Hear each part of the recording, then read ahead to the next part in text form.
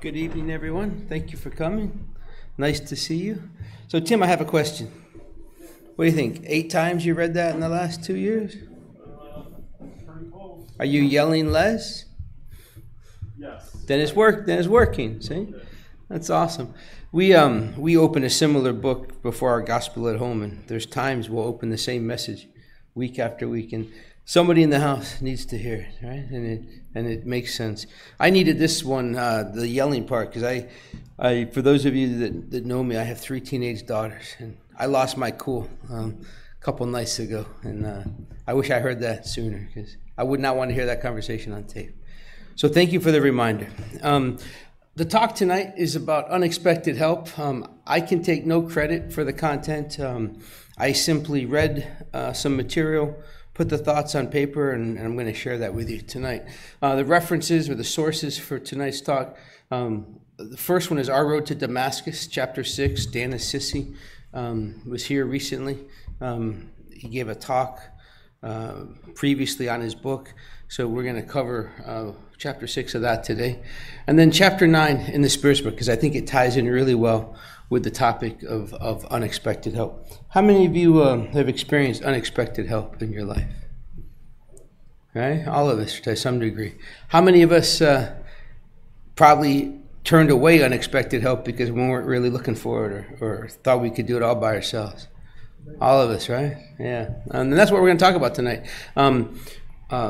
How unexpected help ties into Dan's book, and the chapters and the message that he's sharing with us in that book. And then wrapping in the Spiritist perspective on help from above, all right, as opposed to just trying to do it all ourselves.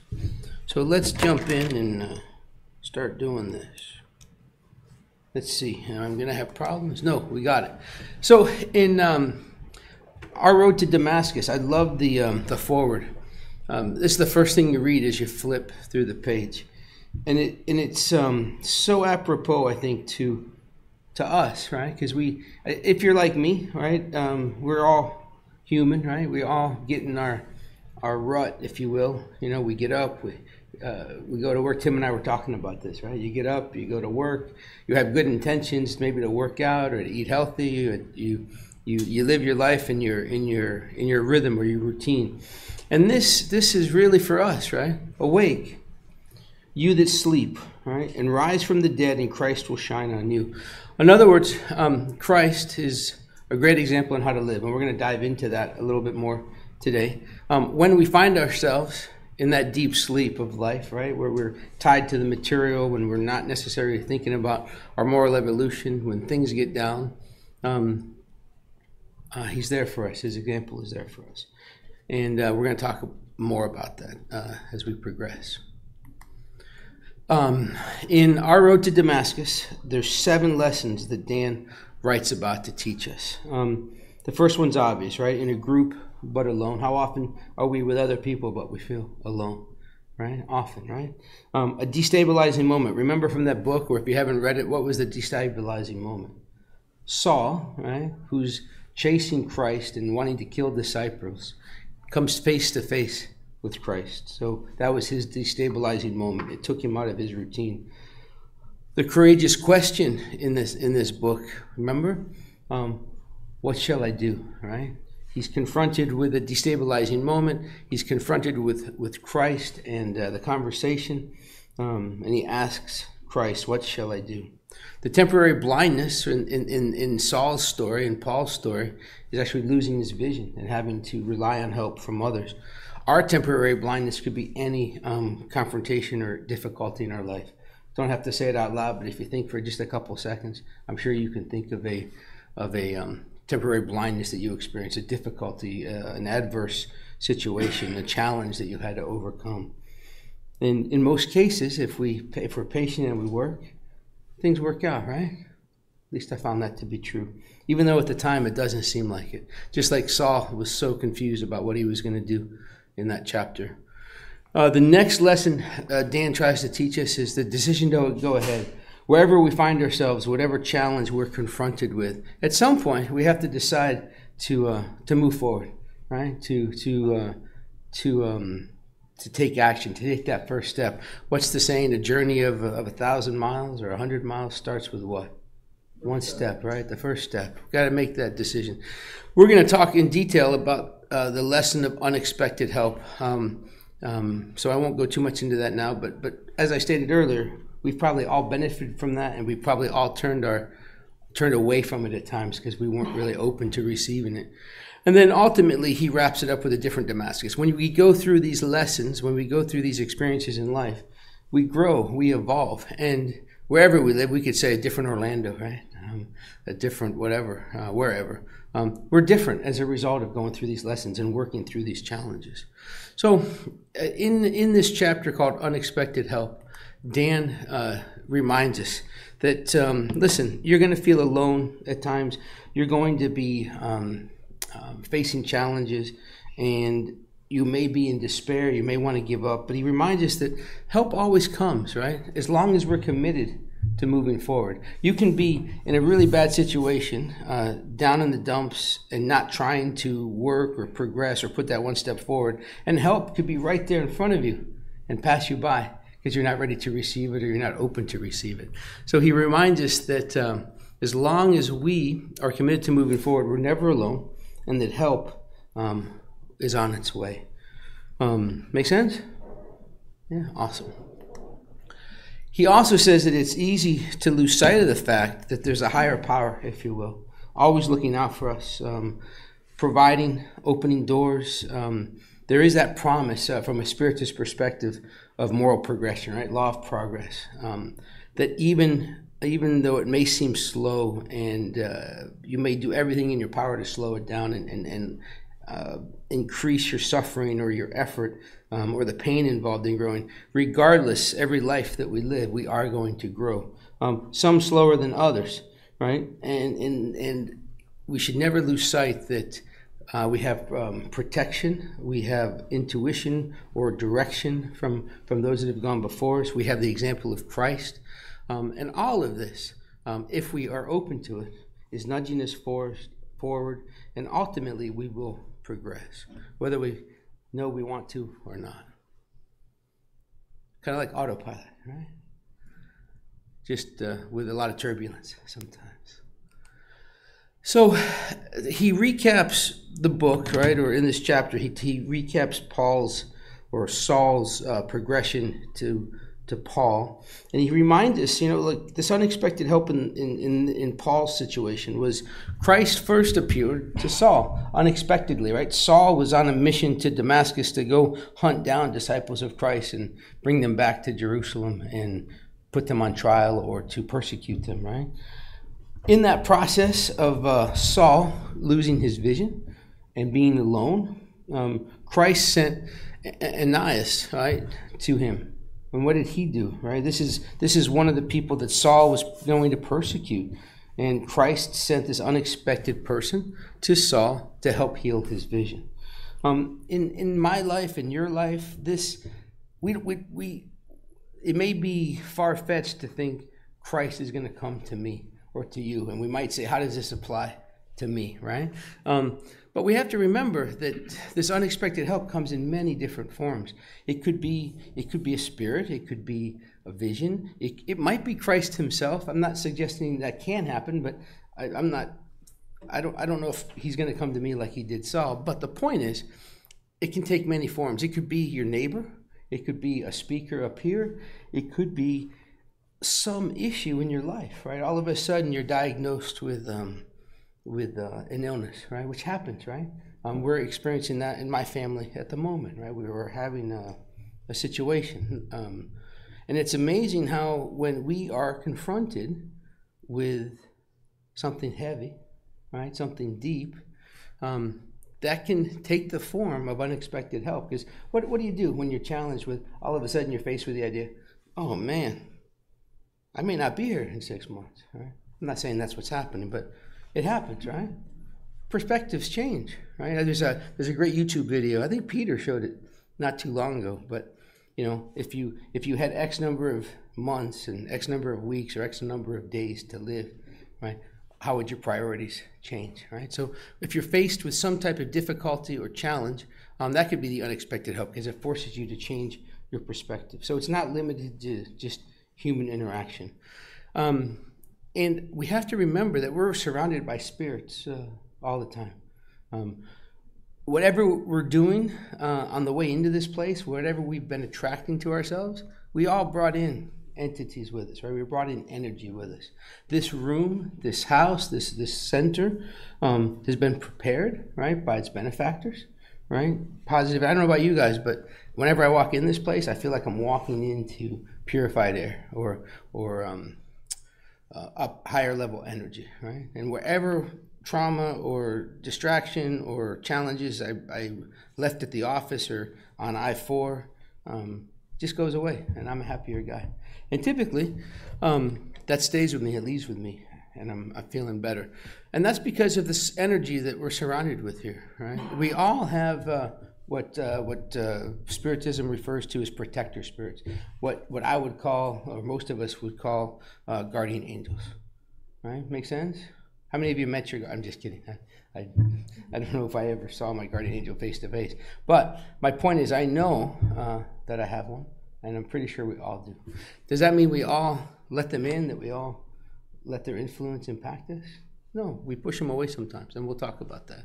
So this unexpected help from a spiritist perspective, this is where chapter 9 of the Spirit's book comes in, and we're gonna have a lot of questions and answers tonight. This is all from chapter 9, and it starts here with question 489.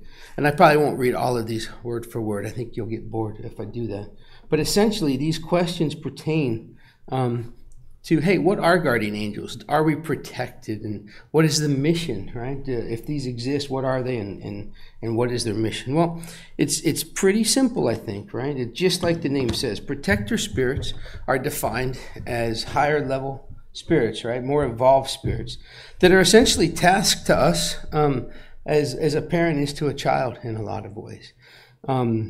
Does that mean they hold our hand and babysit us? Does that mean that they influence us and tell us what to do? Well, we could talk about that subject for hours, but the short answer, right, on all of this is they're there to guide us, right? How many of you ever walking down the street or you're driving or whatever you're doing and you have this thought, this intuition, like, I really should be going this way, but I'm going that way? That's one example, right, of a protector spirit. They're there to console us. They're there to help us sustain our courage during difficult times. But they don't pull our strings. Ultimately, we still have free will. We still make the final choices of our thoughts and our actions. Spirits around us, now we're not just talking about guardian angels, right? Those are higher level spirits, but we also are surrounded by entities, by spirits, daily, nightly. And the questions here pertain to, can they read our thoughts, right? Can spirits see everything we do, right? Or can we hide from them? Do they know our secrets? Like, can they read our minds, right? And these spirits that surround us and observe us, what do they think about us? Do they judge us? Do they cast judgment, you know? Any thoughts? What do you guys think? Are we ever alone, truly alone? I wish, right? But no. What Spiritism teaches us, right, is absolutely they can see everything we do because we're constantly surrounded by them. And they're surrounded or attached or attracted to us based on what? What we're thinking, what we're saying, what we're doing. You know, was it Tony Robbins or was it before Tony Robbins? Who's the guy that wrote Think and Grow Rich? I forget his name. Thank you very much. Appreciate that. Was it he that said, show me the 5 people you spend the most time with and I'll show you who you are? Was it him? I think it was. I don't know. Somebody in that genre, right? Well, show me the people that you associate with. Show me the places you hang out. Show me the things you listen to. And we could probably describe the 5 spirits that are hanging out with you, if not more. Does that make sense? Is that too harsh? Does that bother anybody? Yeah, Richard. My point is we attract to us what we are attracted to, what we spend our time doing. And that's the second part here, right? They only see the things that catch their attention, right? So if I'm doing good things, if I'm reading good things, if I'm saying good things, thinking good things, chances are I'm attracting spirits or energy that are also elevated and good. But if I'm back to smoking 2 packs a day and I'm drinking a fifth of Johnny Walker and I'm smoking whatever, hanging out with the hoodlums I used to run with when I was a kid, I'm probably surrounded by negative energy. Does that make sense? So another reason I'm here on Thursday nights, because I'm surrounding myself with positive spirits. All right. So on this same topic of reading our thoughts, right? What they teach us here, what they remind us of is we can lie to ourselves. I mean, I do it all the time probably, right? No, I only ate, 800 calories. I'm kidding. But it's easy to fool ourselves, right? I did this when I really did this. And, I got 300 minutes of cardio in this week, but maybe it was only 60. So we can lie to ourselves. We can lie to our family, right? We can lie to anybody, right? And we can keep secrets, but we cannot conceal our thoughts and our actions from spirit entities that are around us, right? They see everything. They can't be concealed. It's easier to hide things from people, right, while they're alive than after they pass. I have a really good friend that changed his ways when his father passed away. He said, "No, I can't be doing this stuff. Man, my father can see me now." Right? When his dad was alive, this is way back when we were kids, but he totally changed his way of life because he was worried about his dad. He was doing things his dad wouldn't approve of. But that's the case, right? That's the truth. You can hide things from people when they're alive, but spirits that are around us see it all, right? Not just our actions and our words, but the thoughts.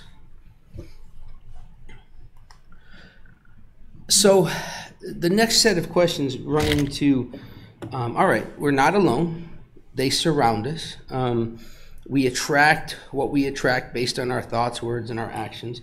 Well, can they influence us? Can they change what we do, what we say? Can they alter our free will, right? So what 459 says, do spirits influence our thoughts and our actions, right? The next one is talking about, do we have our own thoughts, or is what we're thinking actually perhaps the spirits that are surrounding us? And then, if that's possible, how do we distinguish between our own thoughts and those suggested to us? Sounds complicated, right? But they give us some really simple advice for this unexpected help that we may or may not accept. The first thing that Kardec points out here in the Spirits book is their influence on us is probably greater than we know. In that whole situation the other night I was alluding to with one of my daughters, there's definitely some spiritual influence there. And I saw the switch in me. Definitely things transpired there where I don't think it was just daddy talking. It was definitely some influence there. The point here is we are surrounded by spirits. They can influence us, probably more than we think, but not necessarily negatively, right? They're around to help us, right? Our guardian angels, our protector spirits are definitely there. We're reminded that our soul is simply a spirit that thinks by itself, yet we frequently have many thoughts at once that are contradictory. And that it's a combination of all those thoughts coming from not just ourselves, but also from those surrounding spirits that can create this uncertainty. And if we spend too much time on this, I think it'd be confusing to live, right? Trying to decide, is that me or is that my guardian angel? So they remind us here on the next slide, right, is we probably shouldn't spend a whole lot of time trying to decide. But essentially, what they tell us here is when a thought is suggested to you by a spirit, it's very much like a voice speaking to you. I often refer to it, it's always like my conscience, right? I know right from wrong. I know when I'm making good choices or bad choices, and I get that voice talking to me like, you probably should do this, hey, why are you going there? Why are you doing this? So it's almost like somebody's talking to me. But they remind us that our own thoughts are usually the ones that come first, or our first impulse. And if I'm spending a lot of time with negative thoughts or negative activities, my first impulse is often not the best choice, right? If I'm spending a lot of time studying and doing my best to evolve morally and surround myself with positive energy, that first impulse, that first thought is usually more positive. But again, they remind us, don't spend a whole lot of time trying to figure out if it's you or not. Just live your life and realize that this does occur. Anybody else have that voice? Talk to them. All right, good. I hope it wasn't just me. I think it's when we talk back we have to worry about it, right? It's out loud. I have patients that couples. One of the, let's say the husband's the patient, and the wife is in the room, and we're talking about treatment, and they often ask me, "Hey, can you help me with this relationship problem?" And I joke, and then it's like, "Sorry, that's a different specialty. They're upstairs, right?" But my point is oftentimes as we get into that dialogue with ourselves, if we do it out loud, people might think we're a little crazy, but it's real and it happens. So in chapter 9, it goes on to talk about, in question 463. All right, so we've already talked about that first impulse or that first thought, and it's probably yours. But is it always the best? Is this correct? And that's dependent on the particular spirit, the person, the incarnate spirit. Who am I spending time with? What am I associating with? What am I feeding my brain and my spirit, right? It's very likely that if I'm spending time in positive vein, with raising my energy level, that first thought is going to be the best choice. But if I'm pumping negativity into me or surrounding myself with poor choices or making poor choices that surrounds me with lower level energy, then that first thought or that first action is probably not the best. Again, they tell us don't overthink it, but you are what you think about because you talk about it, and ultimately it becomes action. Question 464 asks, how can we tell if a suggested thought is from a good or a bad intention spirit? And I think we covered this, right? Study the subject matter. I took a mediumship class once, and one of the things we learned, how do you determine a true messenger, right? As you're speaking to spirits or receiving messages, and it's the same thing, right? You're only going to get good matter, good material from good energy, right? And if it doesn't seem right, if it doesn't seem upper level, if it doesn't seem positive, then it's probably not good advice. Does that seem too simple, or does it make sense? Make sense? All right. Good spirits give only good advice, and it's our responsibility to make the distinction. Easy enough. So, why would a spirit offer bad ideas? Any thoughts? I think it's the same reason some kids or people entice us to do things that aren't in our best interest, right?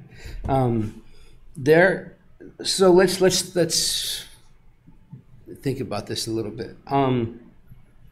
I die right now, right? Well, when you guys leave, I won't subject you to that, but I die, right? There's no tomorrow in this body, right? I'm in an errant state. I'm on the other side. My body's done. My spirit continues. I'm crossing over. Does anything change about my moral character, my moral quality? No, right? I'm exactly who I am morally and from a character perspective. So if I'm a delinquent, if I'm a tricky kind of guy, if I like playing games and picking on people, how am I going to spend my time, right? I'm probably going to spend time bothering people. I'm probably going to spend time enticing them or pushing them towards shenanigans, if you will. And that's what they're telling us here, right? If there's lower level energy around us because we've attracted it to us, remember, we have the ability to repel that with our actions and our thoughts. But if we've attracted lower level energy to us, by our actions, these bad entities, these lower energy entities, they're going to try to make us suffer like they do. it doesn't lessen their suffering in the least, right? They still have to work through their issues. They still have to deal with whatever they're dealing with. But out of envy for people that might be living better or have a better opportunity, they try to bring you down. They try to surround you and keep you in environments or a mindset where you're going to make bad choices like they do. All right? Does that make sense? Good. So, question 467 asks, all right, all of this exists. There's good energy, there's bad energy. I have free will. They can't make me do anything, but they can influence in me. But can I avoid this? Is there a way to avoid the influence of spirits who incite us towards bad choices? Don't even have to put it up there, right? It's yes. What's it called? It's free will, right? We can be influenced, we can be talked into, we can be tempted to do all kinds of stuff. But ultimately, you, me, us, we are responsible and capable of choosing right from wrong, right? Good from bad. It's ultimately up to us. A spirit cannot make me do something against my will. They can try, they can influence me, they can push me in that direction. But at the end of the day, I'm the one that decides what I'm going to do with my thoughts, with my words, and with my actions. And here's the important piece, right? Spirits only attach themselves to those that solicit them via their desires, and they are attracted to us via our thoughts. So what's the best way to keep lower level energy away from us? Positive thoughts, right? I don't do this enough, but anybody know what an hour a day equates to in the grand scheme of things? 4% of our day, 1 hour. So, I bet you I spend 4% of my day doing nonsense, right? Facebook, LinkedIn, WhatsApp, right? Different groups I'm in. How much of my day do I spend feeding it with positive stuff? It's probably a lot less than 4%. I read a little bit of a book like this in the morning. I usually have a book. Right now it's on the way to the light, I think, in my little cubby next to where I drink coffee in the morning. I read 4 or 5 pages, maybe a whole chapter. But that takes 12, 13, 14 minutes. And that's if I do it every day. I pray a little bit. Then I pray when I put my head on the pillow. But I bet you it's less than 1% of my day. What would that be, 15 minutes? Maybe it's a little bit more. My point is, given that scenario, I am probably not elevating my energy as much as I could. You put me on the turnpike, I've had my coffee, I've done my little bit of reading, I worked out, whatever I did. Then you put me on the turnpike and all that traffic, and man, I go negative quick, right? Especially with all the construction. So I'm trying now in those situations to listen to something positive, and uplifting and spiritual while I'm driving, because that seems to help calm me down, right? There's ways to integrate more of this and make it a habit in our daily lives if we're not doing it already. And I'm just speaking for me. I'm assuming you guys are all doing more than me, right? Because I feel like I'm doing the bare minimum, but I'm trying. And sure enough, as I put that stuff in my off my phone, into the stereo system. I've got Dan's book on audio, right? So I can listen to that. There's Cardac Radio, if you've never heard of that. There's a number of podcasts from Spirit to Speakers. So I'm trying to do more of that as opposed to just listen to the radio or talk shows or podcasts. So that's my 2 cents on that. But it's right here, right? They only attach themselves to those that solicit them via their desires, and they're attracted to us via our thoughts. So if we can elevate our thoughts by listening to better stuff, we definitely lessen the likelihood of attracting negative energy to us. All right. 469 asks, how can we neutralize the influence of ill-meaning spirits, right? And what's the answer we're given, right? Do good and place your trust in God. This will repel their influence and the desire they have to be with you. These spirits will leave when you leave them nothing to do. Lower your thoughts and they will be back, which is what we talked about. What are you feeding your brain? What are you feeding your heart? What are you surrounding yourself? But look at that second line. Do good and place your trust in God. Doing good, I think is self-explanatory, right? There's many different ways to do good for others, for yourself. Jesus taught us that with the golden rule, right? Love the Lord your God with all your heart, mind, and soul. Treat your neighbor like yourself. So treat people like you'd like to be treated. That's it's easy to say, it's harder to do, but it's self-explanatory. But what about trusting God, right? That's a hard one for me. How many of us, me for sure, I don't know about you, but I'm a solution finder. I solve problems. That's what I do all day. I think my LinkedIn description of myself, I call myself a decision catalyst. I help people make decisions all day long, right? I hate maybe. Tell me yes, tell me no, but don't tell me maybe, right? I'm going to help you make a decision, right? How many of us, like if for me personally, I'm kind of full of myself, right? I can do anything I put my mind to. Don't tell me no, because I'm going to do it, right? I'll show you. And how often do I not trust in God when you're faced with very serious situations? For me, this is the hardest thing, because I want to do everything by myself. I'm committed to finding solutions. But let's face it, I might as well beat my head against the wall in some of these things. I can't fix everything. I can't solve every problem. I cannot save the world, right? Let alone keep my own house in order by my own actions all the time. So letting go and trusting in God is their advice. And yet for me, it's one of the hardest things to do, because I think I can do everything. And I'm not telling you I have an answer for this, but that one sentence, right, that one line is simple advice, yet it's hard to do at times. Am I alone, or do a lot of us think we can fix things on our own and we don't ask for help or trust sometimes? No? All right. It's just me. So in that vein, or along that topic, right? Yes, they can try to influence us. Yes, if we surround ourselves with negativity, we can be tempted to do lesser things. But on the other side of that, I should say, what about spirits' thoughts towards us, right? Do spirits affectionately prefer certain people over others? Is their affection always moral, right? Do our relatives and friends who have preceded us have more sympathy for us than spirits who are strangers? I've been coming to this center, man, since the twins were born, right? So they're 15 almost, probably 15 years. And I've been volunteering a little bit here and there, greeting people, counseling, talking. And we get a lot of new visitors to the center for some of these reasons, right? They've lost a loved one. They're missing this person. They want to know if this person is okay.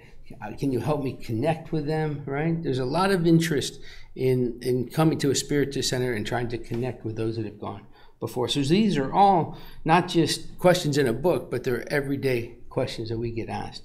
So I think these answers are important for all of us. And what the Spirits book tells us, right? What Kardec has written here is good spirits sympathize with moral individuals. In other words, if you're living morally, or even if you're inclined to improve, right? I know just from my own life, there's days, weeks, months, years that I may not be living or haven't lived as morally as I do now. But I always had this desire to improve. And my life today, just like yours, we're a culmination of all those days that we've lived, right? And not just all those days, but all of those lives, right? So I think as long as we're open to improving, we're susceptible to the idea of improving, what they're telling us is that good spirits definitely sympathize with those of us that are living morally and those that are open to improving. That being said, lower spirits are drawn to lower energy, like we've been talking about. Hence, a spirit's affection is the result of a similarity of sentiment. So again, show me where you spend your time and what you think about, and I can probably describe the spirits that are around you. All right? But in the wings, right, even when we are pushing them away and not believing and doing whatever we want to do, guess who's always hanging out? On call, right? They're ready. Who do you think? Our guardian angel, right? Oh, you were going to say something. What's that? Oh, Ghostbusters. That's right. That's right. I like that. Our guardian angel, right? Positive protector spirits are there to assist. Not babying us, not dragging us or forcing us, but always there if we connect, right? That unexpected help. We need to learn, I think. I need to learn. I should not be so surprised or think it's unexpected. I should trust and believe they're always there. And all I have to do is ask. All I have to do is stop and say a quick prayer and try to connect and listen to the advice that's there for me. So easy to say, so hard to do. So they go on to one of that other question that talked about relatives, right? Relatives in the spirit realm frequently protect you according to their ability, all right? They're very sensitive to our affection. They love it, right? They prayers for them, communication with them. It's something that they're sensitive to. But they're also forgetful for those of us that forget about them. I recently had an interesting dream, vision, whatever you want to call it, but it was about my grandmother who passed probably 30 years ago. And this woman loved me, and I loved her, right? But she was one of the most bitter people that you will ever meet. She lost her husband when I was a kid. I was 6 years old when my grandfather died. And she spent the next couple of decades hating God, hating life. That her husband left her too early. She was alone. You name it. She was just miserable. Well, I can remember over the years praying for her, loving her, getting out of the habit at some point. And at some point I had this vision about Grandma. And it reignited my my attention to her. And it was the coolest thing. And I'm in the Spirit Center, so this probably isn't going to freak anybody out, right? I happened to speak to one of our medium that I know. And the medium described helping my grandmother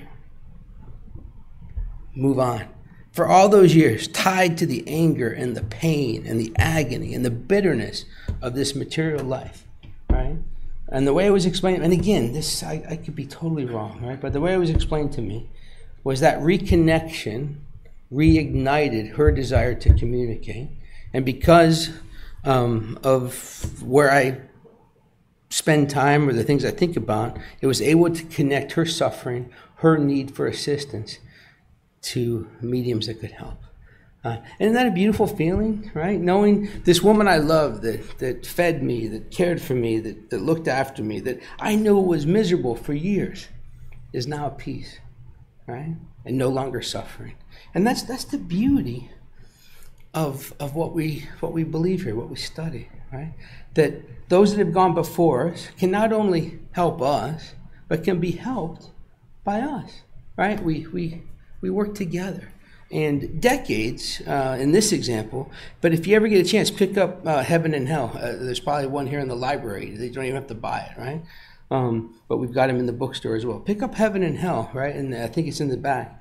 There's countless stories of spirits that tell stories like this. Centuries in lower zones, centuries in pain and suffering, not just decades or years, but centuries.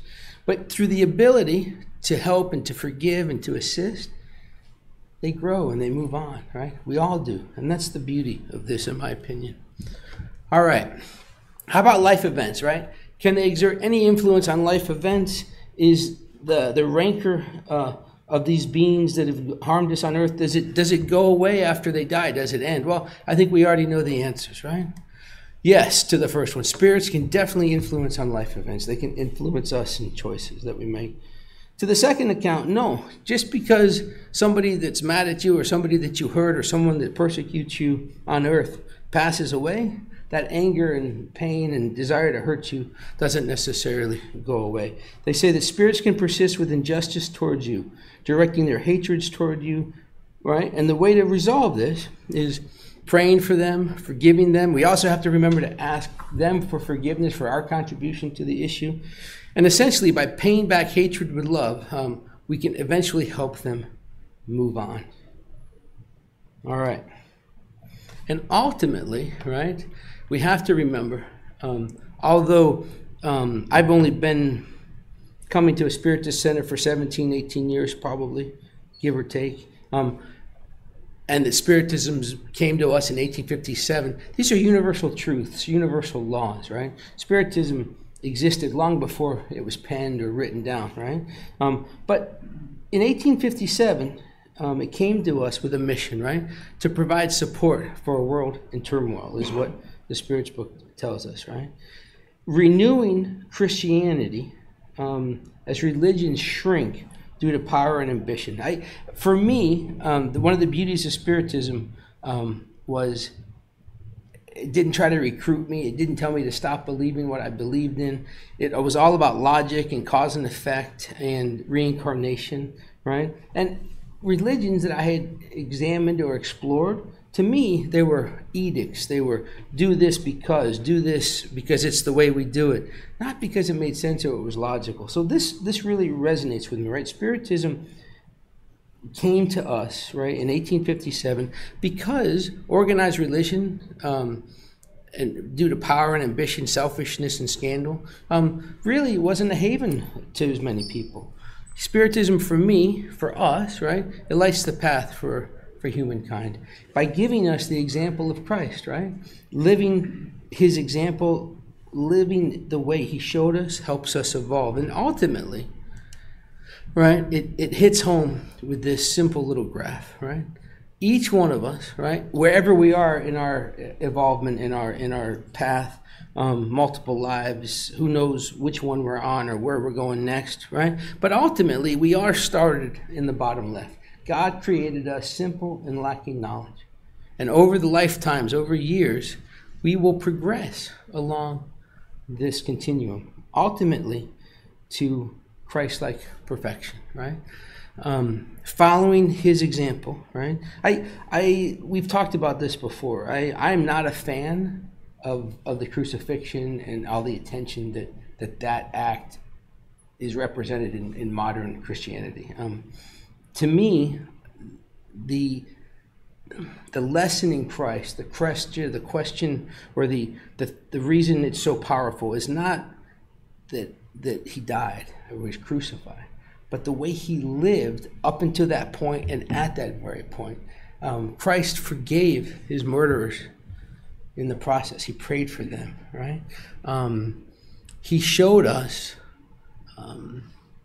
how to live mercifully, how to live a life of compassion, how to live a life of love. And if we can follow his simple advice, this progression, right, this evolvement is going to be less involved, less suffering. And what did he tell us, right? The greatest among you is the humblest of the humble. So I got a long way to go, right? I'm a little cocky and arrogant sometimes, but I'm trying, okay? I recognize my flaws and I'm working on them. The humblest of the humble, the most prepared is he who has loved his or her fellow humans. And what does that look like? I cannot grow without any of you. You guys cannot grow with me. Not me per se, but other people, right? If you look behind you, if you look to your left, if you look to your right, these are all people that you surround yourselves with, right? These are people that might hurt you, they might help you, they might not know who you are yet, right? But your decisions to interact with the people in your life, the thoughts that you have, the actions that you take to help them or to hurt them, to push people together, to pull them, all these things, this interaction. We can't just go live on a deserted island and remove ourselves from people and expect to grow. It's our interaction with the world around us and the support and the love we give to each other that expedites that growth. Is that simple enough? I have a lot of work to do, but I want to thank you for your time and attention, because being up here preparing for this truly helps me elevate my energy and live a little bit better. So thank you for your time and attention, and I appreciate it.